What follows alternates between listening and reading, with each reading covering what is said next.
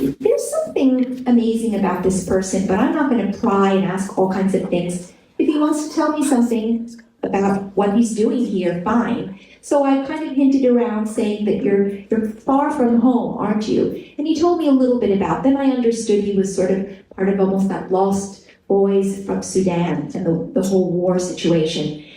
And then when I got to 14th Street, I said, well, we're on 14th and Broadway. So, bye-bye.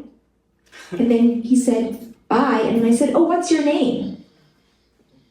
And he put out his hand, and I extended my hand. And I said, I'm Alexandra. And he said, I'm Kier. And I said, oh, K-I-R? I'm thinking of Kier Royale. You know, everything that I think about is always food. And he said, no, it's K-E-E-R. And then I thought, how dumb. Why would his name be like a wine name? Okay, K-E-E-R. Right. Then I have to say, I kept thinking about him. And I have worked with refugees over the years. I used to teach English as a second language. I've heard many stories. I also teach students that have a difficult time at CUNY. And so I was thinking about people who manage to overcome terrible situations in their lives and manage to go on. And so this is what really struck me about him. So I would think about him from time to time. And then one day, I looked across the street, again near Union Square, and there he was, talking to someone, because Kier is so friendly, and he meets people everywhere. And I went up to him and I said, oh, Kier, I've been thinking about you. How are you?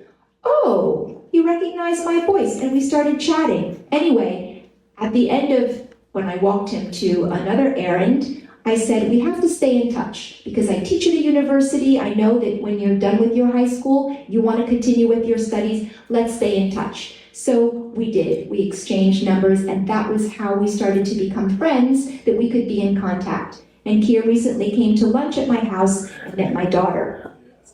So I feel incredibly proud to have Kier as a friend. And this is why he's here, because he wants to share his story, and I contacted Whitney. I said, I think the residents will really enjoy meeting him. So he's going to tell you a lot of things about his life. But what I will say is he was helped by a Christian foundation, Christian Solidarity group operating in Sudan. I'm not going to tell you too much about, well, I'm not going to tell you. I want this to be a surprise in the same way that only slowly were things revealed about his life. To me, you will have these stories of his life revealed to you. But as many of you have noticed, he is blind.